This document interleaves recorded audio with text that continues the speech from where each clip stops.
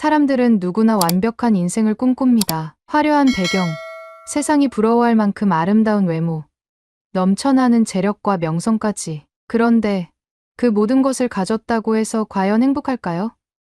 만약 그 누구도 예상치 못한 선택으로 인해 인생이 완전히 뒤바뀌었다면, 그리고 그 선택이 상상조차 못한 행복을 가져다 주었다면 믿을 수 있겠습니까? 세상은 그녀를 완벽하다고 말했습니다. 그러나 그녀는 그 누구보다 진짜 행복을 찾아 헤맸습니다. 그리고 운명처럼 찾아온 한 남자, 모두가 반대하는 그 사랑을 택한 순간, 그녀는 화려한 인생을 뒤로하고 평범한 삶을 선택했습니다. 하지만 그 선택이 그녀의 인생에 어떤 변화를 가져왔는지, 그리고 그 남자가 감추고 있던 비밀은 무엇이었을까요? 누군가의 진심을 받아들이고 세상의 기준이 아닌 자신만의 행복을 찾아가는 이야기.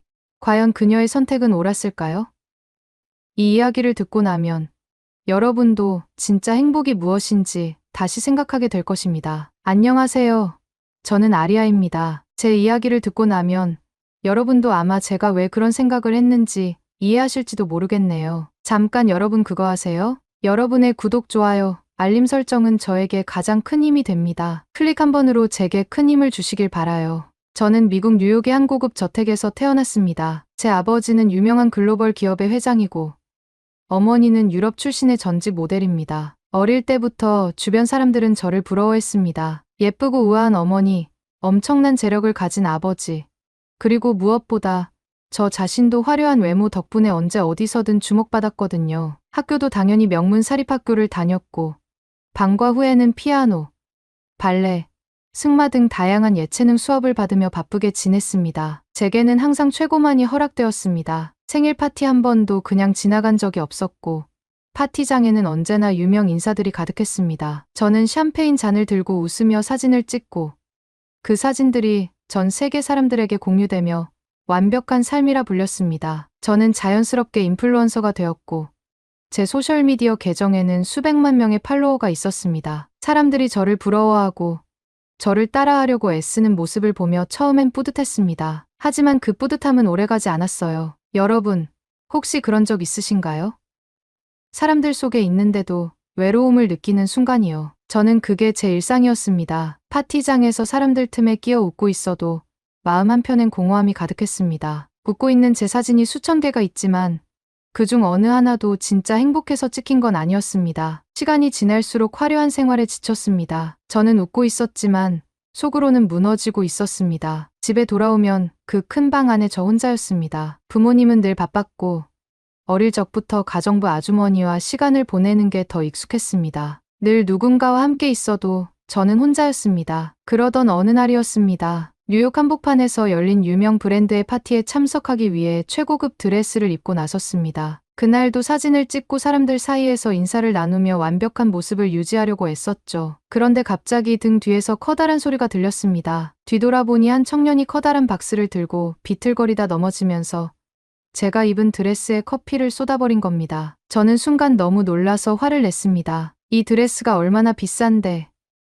그런데 그 청년은 진심으로 미안해하며 연신 사과했습니다. 정말 죄송합니다. 제가 부주의해서. 그의 사과에 순간 화가 풀릴 리 없었지만 그의 눈빛은 묘하게 진지하고 솔직했습니다. 그 사람은 도연이라는 이름의 한국 청년이었습니다. 뉴욕에서 유학 중이라며 낮에는 카페 아르바이트를 하고 밤에는 공부를 이어간다고 했습니다. 저는 당장 드레스를 수선하라며 호통을 쳤지만 도연은 지갑을 뒤져도 돈이 없는 듯 당황해했습니다. 그러다 그가 조심스럽게 말했습니다.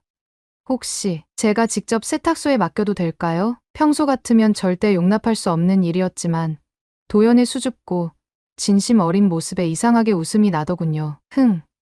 오늘은 봐줄게요. 대신 번호는 남겨요. 어떻게 처리하는지 확인할 거니까. 그렇게 도연은 고개를 꾸벅 숙이며 자신의 번호를 건넸습니다. 그날 밤 저는 잠을 이룰 수 없었습니다. 도연의 당황스러운 표정과 진심 어린 사과가 자꾸만 떠오르는 거예요. 평소라면 그저 불쾌한 해프닝으로 넘겼겠지만 도연의 눈빛은 제게 묘한 인상을 남겼습니다. 화려함 속에서도 늘 외로웠던 제게 그 낯선 진심은 오랜만에 느끼는 따뜻함이었습니다. 그리고 그때부터였습니다. 저는 매일 도연에게 전화를 걸어볼까 말까 고민하게 되었습니다. 상상조차 해본 적 없는 감정이 제 안에서 자라기 시작했거든요. 사람들 틈에서 느끼던 공허함 대신 그날 도연의 어설픈 사과가 자꾸만 떠오르며 저는 조금씩 변하기 시작했습니다. 혹시 이것이 새로운 인연의 시작일까요? 여러분은 어떻게 생각하세요? 도연과 처음 만난 그날 이후 저는 그의 번호를 손에 쥐고 몇 번이나 전화를 걸까 말까 고민했습니다. 평소 같으면 이미 여러 차례 연락해서 사과를 받아냈겠지만 이번에는 이상하게도 용기가 나지 않았습니다. 도연의 진심 어린 사과와 서툰 행동이 계속 떠올랐고 그의 순수함이 묘하게 제 마음을 간지럽혔습니다. 저는 도연을 잊으려고 했지만 머릿속에서 계속 맴돌았습니다. 며칠 뒤였습니다. 한참 고민하다가 잠시 바람이라도 쐬러 나갔던 저는 우연히 도연을 다시 만났습니다. 거리는 아직 추웠고 뉴욕의 거리에는 사람들이 바삐 걸음을 옮기고 있었습니다. 그때 골목길 작은 카페에서 바쁘게 커피를 나르던 도연이 제 눈에 들어왔습니다. 저도 모르게 그 카페 앞에서 멈춰섰습니다. 도연은 여전히 서툴지만 밝은 목소리로 손님을 맞이하고 있었습니다. 저는 한참을 망설이다가 카페 문을 열고 들어갔습니다. 도연은 제가 들어오는 소리를 듣고 자연스럽게 인사를 건넸지만 제 얼굴을 확인하자마자 깜짝 놀란 듯 멈췄습니다. 아, 그때 그분. 저는 억지로 웃어 보였습니다. 맞아요. 그 드레스 망친 사람. 도연은 민망한 듯 고개를 숙였고 저는 그런 그의 모습이 오히려 귀엽게 느껴졌습니다. 저는 커피를 주문하면서 슬쩍 물었습니다. 여기서 아르바이트 하세요? 도연은 고개를 끄덕이며 대답했습니다. 네. 낮에는 여기서 일하고 밤에는 학교 다녀요. 저는 그 말에 조금 놀랐습니다. 낮과 밤을 모두 바쁘게 보낸다는 게 상상도 되지 않았습니다. 커피를 받은 저는 창가 자리에 앉아 도연을 지켜보았습니다. 그는 바쁘게 움직이면서도 한 사람 한 사람에게 정성스럽게 대하는 모습이었습니다. 저와는 전혀 다른 삶을 사는 사람이었죠. 돈이 많고 적고를 떠나 도연은 자신이 할 수 있는 최선을 다해 살아가는 듯했습니다. 커피 한 잔을 마시고 돌아가려 할 때 도연이 제게 조심스럽게 다가왔습니다. 그날 드레스 괜찮았어요? 저는 웃으며 고개를 끄덕였습니다. 세탁소에 맡겼더니 깨끗해졌어요. 다행이죠.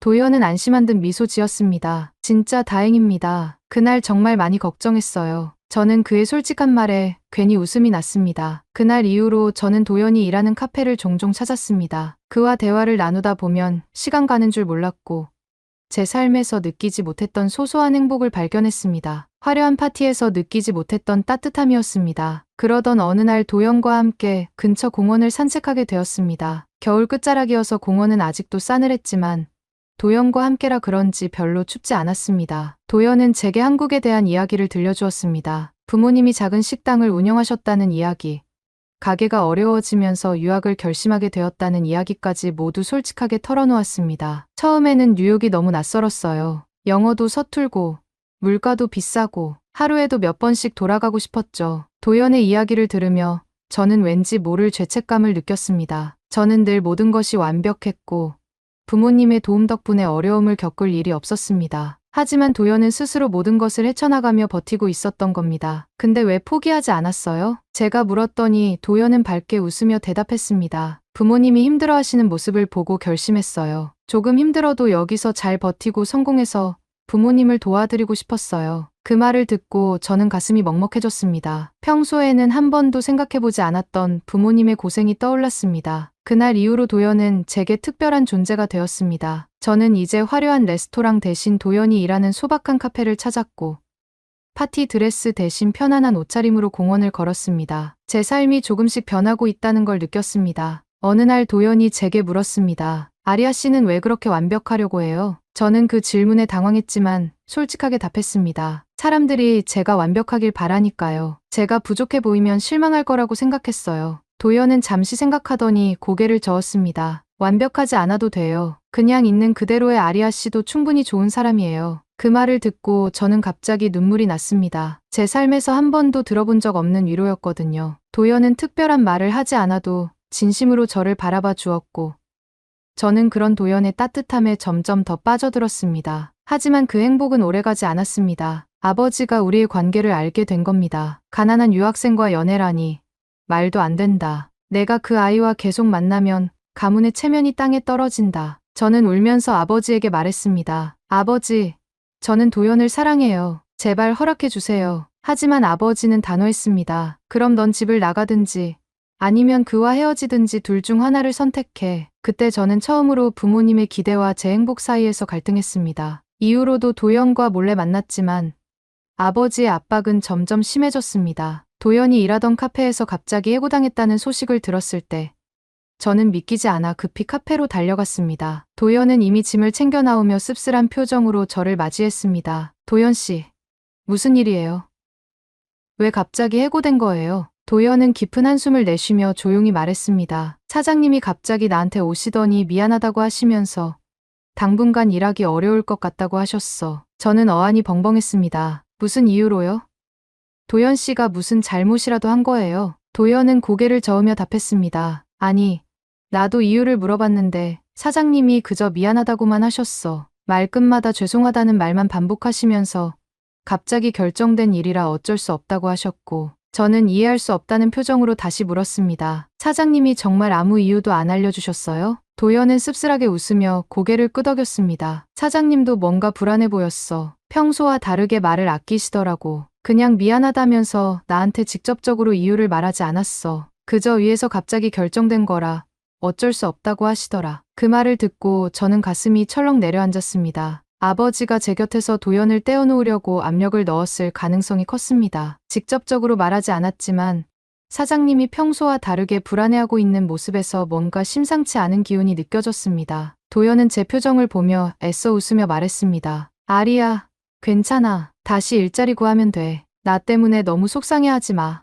저는 미안함과 죄책감에 눈물이 나고 말았습니다. 도연은 제 어깨를 감싸며 조용히 말했습니다. 이런 일로 우리가 무너질 리 없잖아. 우리 함께라면 괜찮아. 도연의 따뜻한 위로에 저는 겨우 눈물을 닦으며 고개를 끄덕였습니다. 그래도 정말 미안해요. 도연은 저를 꼭 안아주며 부드럽게 속삭였습니다. 아리야, 난 괜찮아. 당신만 옆에 있어. 주면 뭐든 할 수 있어. 그 다정한 목소리에 저는 조금씩 마음을 추슬렀습니다. 하지만 여전히 도연에게 미안한 마음이 사라지지 않았습니다. 도연은 저를 위로하며 말했습니다. 내가 버틸게요. 아리아 씨만 괜찮다면 나는 괜찮아요. 그 말을 듣고 저는 그저 눈물만 흘렸습니다. 결국 저는 도연과 함께 새로운 길을 선택했습니다. 뉴욕이 아닌 한국으로, 도연이 살던 곳으로 돌아가기로 한 거죠. 도연과 함께라면 어디든 갈 수 있을 것 같았습니다. 그렇게 우리는 뉴욕을 떠나 한국으로 향했습니다. 비행기가 이륙할 때 창밖으로 보이는 뉴욕의 야경이 멀어질수록 제 가슴은 두근거렸습니다. 하지만 도연이 제 손을 꼭 잡아주었고 그 온기가 저를 안심시켜 주었습니다. 도연과 함께 한국에 돌아온 뒤 우리의 생활은 분주하면서도 조금씩 안정을 찾아갔습니다. 서울의 작은 원룸에서 시작된 우리의 일상은 단출하고 소박했지만 도연과 함께라면 어디서든 행복할 것 같았어요. 아침이면 도연은 도시락을 들고 나갔고 저는 집을 정리하며 소소한 일들을 찾아 했습니다. 하지만 사실 처음에는 정말 힘들었습니다. 뉴욕에서 누리던 화려한 생활과는 너무도 달랐거든요. 고급 호텔 같은 집에서 살다가 원룸으로 이사 오니 답답함부터 몰려왔어요. 방 한 칸에 작은 부엌, 창문 하나로 들어오는 햇빛이 전부인 공간. 한참을 멍하니 앉아 있다가 눈물이 날 것 같기도 했습니다. 특히 밤이면 더 적막했습니다. 뉴욕에서는 파티나 모임이 없으면 오히려 어색했는데 이곳에서는 TV 소리와 도연의 가벼운 숨소리 외에는 아무 소리도 들리지 않았습니다. 침대도 좁아서 처음에는 몸을 뒤척이기도 힘들었어요. 도연은 아무렇지도 않다는 듯 편안하게 잠들었지만 저는 한참 동안 잠을 이루지 못했습니다. 또 음식도 문제였습니다. 뉴욕에서는 늘 셰프가 준비한 음식을 먹거나 고급 레스토랑에서 외식을 했는데 여기서는 저 스스로 밥을 해야 했어요. 처음엔 냄비 하나로 라면도 못 끓여 우왕좌왕했죠. 김치찌개를 끓여본 적도 없는데 레시피를 찾아보며 한참을 끓였더니 결국 탄 냄새가 방 안을 가득 채웠습니다. 도연은 그걸 보며 웃으며 먹었지만 저는 괜히 미안해서 눈물이 핑 돌았어요. 또 한 가지, 제일 힘들었던 건 교통이었습니다. 뉴욕에서는 언제나 고급 세단이 대기하고 있었고 운전기사가 어디든 데려다 줬어요. 그런데 한국에서는 대중교통을 타야 했습니다. 처음엔 버스 노선도 복잡하고 지하철 환승도 헷갈려서 길을 잘못 들어 낯선 곳까지 가버리기도 했습니다. 도연에게 전화해서 겨우 위치를 설명하며 한참을 헤매다 겨우 집에 돌아왔던 날도 있었습니다. 그럴 때마다 도연은 웃으면서 말했어요. 아리야, 처음엔 누구나 서툴러요. 나도 뉴욕 갔을 때 한참 길을 헤맸다니까요. 그 말을 들으니 조금은 안심이 되었습니다. 도연도 처음엔 그랬다면 나도 괜찮겠지 싶었어요. 시간이 지나면서 저는 조금씩 이 생활에 적응해 갔습니다. 작은 방 안에 둘이 나란히 앉아 식사하는 시간이 점점 편안해졌고 아침 햇살이 들어오는 창문을 좋아하게 되었어요. 도연이 일하러 나가면 혼자 동네 시장에 가서 장을 보고 싱싱한 채소를 골라보는 재미도 알게 되었습니다. 처음엔 무척 낯설고 힘들었던 일상도 도연과 함께하니 조금씩 익숙해졌습니다. 화려한 파티장 대신 둘이 김치볶음밥을 나눠 먹으며 웃는 이 시간이 이제는 더 소중하게 느껴졌어요. 도연이 곁에 있어 주어서 저는 이 새로운 삶에 조금씩 적응해 갔습니다. 화려함을 벗어나 평범한 일상을 배우는 과정이 생각보다 쉽지는 않았지만 그럼에도 도연과 함께라면 뭐든 할 수 있을 것 같았습니다. 하지만 도연이 회사에 출근한 지 얼마 되지 않아 저는 도연에 대해 전혀 몰랐던 사실을 알게 되었습니다. 어느 날 도연이 퇴근하고 집에 들어와 조심스럽게 말을 꺼냈습니다. 아리야, 나 사실 한 가지 말 못한 게 있어. 도연의 표정이 어두워서 순간 걱정이 앞섰습니다. 무슨 문제가 생긴 건지 불안했어요. 무슨 일이에요? 무슨 안 좋은 일 있어요? 도연은 잠시 말을 망설이다가 솔직하게 털어놨습니다. 사실 내가 뉴욕에 있을 때 이미 한국에서 몇 군데 스카우트 제의를 받았었어. 저는 순간 그 말을 믿기 어려웠습니다. 정말이에요.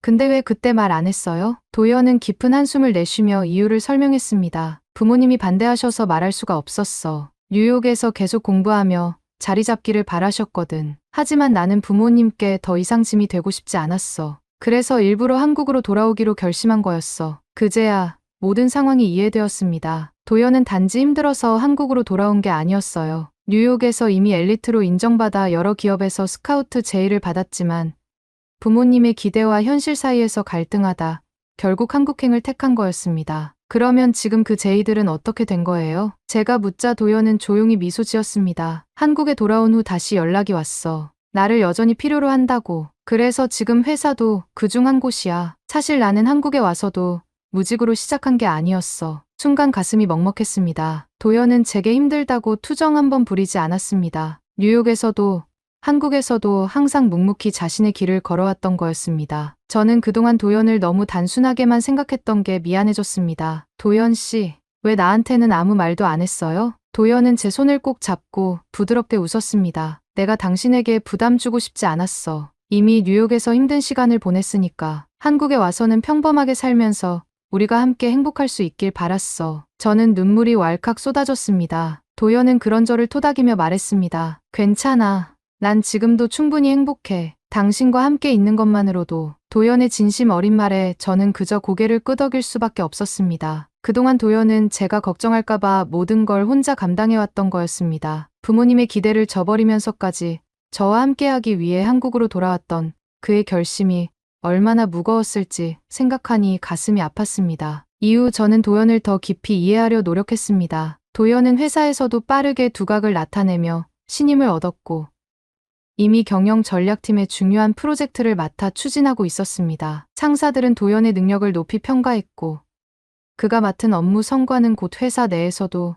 주목받기 시작했습니다. 도연이 엘리트라는 사실을 알게 된 이후 저는 오히려 그를 더 존경하게 되었습니다. 뉴욕에서 겪은 어려움, 부모님의 기대와 현실 사이에서 겪은 갈등, 그리고 저와 함께하기 위해 모든 걸 내려놓은 그 용기까지도 말입니다. 도연 씨, 이제는 나도 당신을 더 응원할게요. 그동안 혼자 감당하게 해서 미안해요. 도연은 제 말을 듣고 환하게 웃었습니다. 이제부터는 같이 걸어가자. 나도 더는 혼자 고민하지 않을게. 도연은 늘 자신이 평범하다고 말했지만 사실은 그 누구보다 강하고 성실한 사람이었습니다. 한국으로 돌아온 후에도 그는 새로운 도전을 두려워하지 않았고 그 결과로 지금은 회사에서 가장 유망한 인재로 자리 잡고 있었습니다. 도연이 보여준 용기와 성실함을 옆에서 지켜보며 저도 그를 통해 많이 배웠습니다. 이제는 도연이 그토록 바라던 평범하고 따뜻한 가정을 함께 꾸려갈 시간입니다. 도연이 엘리트이든 아니든 상관없습니다. 저에게 도연은 언제나 소중한 사람이고 제가 사랑하는 한 사람일 뿐이니까요. 우리 둘만의 행복을 위해 우리는 앞으로도 서로를 지켜주기로 다짐했습니다. 한국에서 도연과 함께 생활한 지 1년쯤 되었을 때였습니다. 도연은 회사에서 점점 인정받으며 중요한 프로젝트를 맡게 되었고 저는 소박한 일상 속에서도 그와 함께하는 시간이 소중했습니다. 그러던 어느 날 예상치 못한 큰 기쁨이 찾아왔습니다. 아침부터 속이 메스껍고 몸이 나른해서 병원에 갔더니 의사 선생님이 밝은 미소로 말씀하셨습니다. 축하드립니다. 임신 초기입니다. 그 순간 저는 너무 놀라서 입을 다물지 못했습니다. 눈물이 왈칵 쏟아졌어요. 도연에게 전화를 걸어 이 사실을 전했을 때 도연은 믿기지 않는다는 듯 잠시 말을 잃었습니다. 정말이야? 아리야, 우리 아기가 생긴 거야? 저는 떨리는 목소리로 대답했습니다. 응. 우리 이제 엄마 아빠가 된대. 도연은 환호성을 지르며 곧바로 퇴근하겠다고 했습니다. 도연이 집에 도착하자마자 저를 안고는 한참을 웃었습니다. 아리야, 나 정말 행복해. 우리 아기라니 꿈만 같아. 저도 도연을 꼭 안으며 말했습니다. 나도 그래요. 앞으로 우리 셋이 행복하게 잘 살자. 그날 저녁 도연은 조심스럽게 제 손을 잡고 말했습니다. 아리야, 나 사실 너한테 정식으로 프로포즈한 적 없지. 이제는 진짜로 해야 할 것 같아. 그러고는 작은 상자를 꺼내 무릎을 꿇었습니다. 반지 상자 안에는 예쁘게 빛나는 반지가 있었습니다. 아리야, 나랑 결혼해 줄래? 앞으로 우리 아이와 함께 평생 행복하게 살자. 저는 눈물이 터져 나와 대답도 하지 못했습니다. 그저 고개를 끄덕였어요. 도연은 그런 저를 꼭 끌어안았습니다. 고마워. 앞으로 내가 더 잘할게. 우리는 결혼식을 준비하기 시작했습니다. 도연은 소박하지만 의미 있는 결혼식을 꿈꿨습니다. 전통 혼례식으로 우리의 사랑을 더 깊이 새기고 싶다고 했어요. 저는 그 생각이 좋았습니다. 한국에서의 삶을 제대로 받아들이고 싶은 마음이었거든요. 그런데 문제가 생겼습니다. 제 부모님이 이 사실을 알게 된 겁니다. 처음에는 제 연락도 받지 않으셨고, 뉴욕에 있는 친구들을 통해 도연과 제가 함께 지내고 있다는 소식을 듣고는 굉장히 화를 내셨다고 했습니다. 결국 부모님이 직접 한국으로 오신다는 연락이 왔습니다. 며칠 후 부모님은 서울에 도착했습니다. 아버지와 어머니는 저와 도연이 사는 작은 아파트에 들어오시자마자 경악하셨습니다. 아리야, 너 정말 여기서 사는 거니? 이게 말이 돼? 아버지는 고급스러운 뉴욕 저택과는 비교도 안 되는 작은 방을 둘러보며 한숨을 쉬셨습니다. 어머니도 눈물을 글썽이며 제 손을 잡았습니다. 아리아야, 왜 우리에게 말을 안 했니? 이렇게 힘들게 살 줄은 몰랐어. 저는 그저 죄송하다는 말밖에 할 수 없었습니다. 도연은 부모님 앞에서 고개를 숙이며 조심스럽게 말했습니다. 부모님, 제가 아리아를 지키겠습니다. 부족하지만 최선을 다하고 있습니다. 아버지는 도연의 말을 듣고 눈살을 찌푸리며 대꾸하셨습니다. 지키겠다니.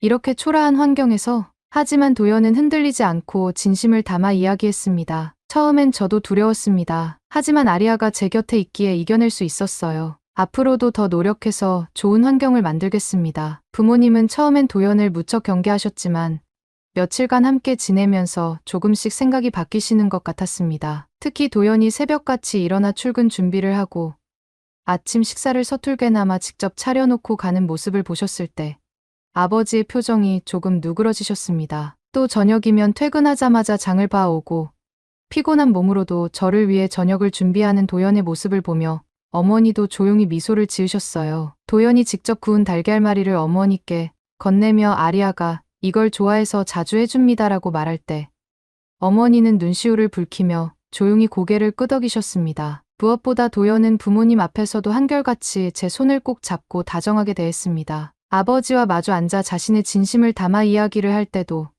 도연의 눈빛은 흔들림이 없었어요. 아버지는 그런 도연을 한참 바라보더니 마침내 깊은 한숨과 함께 고개를 끄덕이셨습니다. 그래.